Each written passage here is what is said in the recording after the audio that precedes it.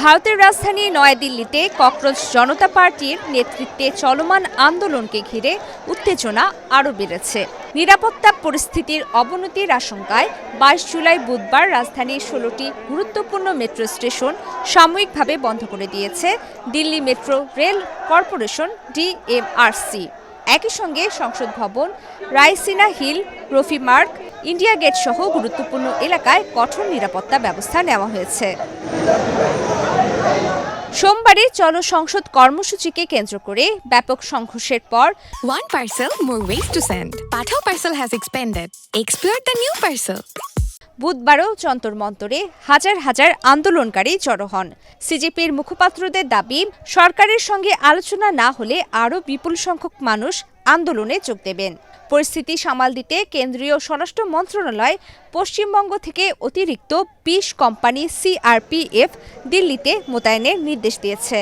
এদিকে আন্দোলনকারীদের সঙ্গে আলোচনায় বসার ইঙ্গিত দিয়েছে কেন্দ্র সরকার।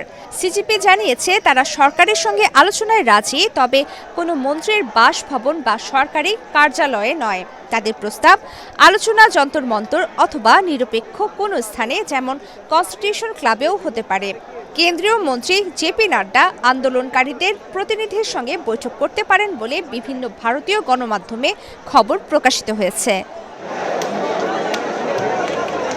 অন্যদিকে নিট পরীক্ষায় অনিয়মের অভিযোগে কেন্দ্রীয় শিক্ষামন্ত্রী ধর্মেন্দ্র প্রধান ও স্বরাষ্ট্রমন্ত্রী অমিত শাহের পদত্যাগ দাবিতে পার্লামেন্টেও বিক্ষোভ করেছেন কংগ্রেস সহ বিরোধী দলের সাংসদরা। কালো পোশাক পরে সংসদ ভবনের বাইরে অবস্থান নিয়ে তারা শিক্ষার্থীদের ওপর পুলিশের লাঠিচার্জের প্রতিবাদ জানান এবং বিষয়টি নিয়ে সংসদে আলোচনার দাবি তোলেন। এর আগে ২১ জুলাই মঙ্গলবার প্রধানমন্ত্রী নরেন্দ্র মোদীর বাসভবনের সামনে বিক্ষোভ করতে গিয়ে বিরোধী দলীয় নেতা রাহুল গান্ধী, প্রিয়াঙ্কা গান্ধী এবং কংগ্রেসের বেশ কয়েকজন নেতাকে আটক করেছিল দিল্লি পুলিশ। পরে তাদের ছেড়ে দেওয়া হয়। ছাড়া পাওয়ার পর রাহুল গান্ধী ৫ দফা দাবি উত্থাপন করেন। এর মধ্যে রয়েছে শিক্ষামন্ত্রী ধর্মেন্দ্র প্রধান ও স্বরাষ্ট্রমন্ত্রী অমিত শাহের পদত্যাগ, শিক্ষার্থীদের বিরুদ্ধে দায়ের করা মামলা প্রত্যাহার, পুলিশের বিরুদ্ধে ব্যবস্থা গ্রহণ, সংসদে এ বিষয়ে আলোচনা এবং শিক্ষা ও পরীক্ষা ব্যবস্থার দ্রুত সংস্কার। সোমবারের সংঘর্ষে অন্তত ৭০ জন বিক্ষোভকারীকে আটক করা হয়। পুলিশ জানিয়েছে সংঘর্ষে ১১৮ জন পুলিশ সদস্য আহত হয়েছেন। অন্যদিকে আন্দোলনকারীদের দাবি, লাঠিচার্জ ও কাঁদানে গ্যাস নিক্ষেপে বহু শিক্ষার্থী আহত হয়েছেন এবং কয়েকজনকে হাসপাতালে ভর্তি করতে হয়েছে। ঘটনার জেরে দিল্লির বিভিন্ন থানায় অন্তত ৬টি এফআইআর দায়ের করা হয়েছে। পুলিশের দাবি, বিক্ষোভের পেছনে বড় ধরনের ষড়যন্ত্রের অভিযোগও তদন্ত করে দেখা হচ্ছে।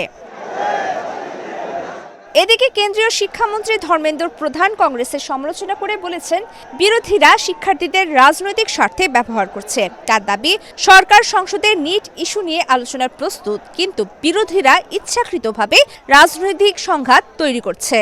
রাজধানীতে অতিরিক্ত পুলিশ, আধাসামরিক বাহিনী এবং ব্যারিকেড মোতায়েনের পাশাপাশি সাধারণ মানুষকে অপ্রয়োজনীয় ভ্রমণ এড়িয়ে চলার পরামর্শ দিয়েছে প্রশাসন।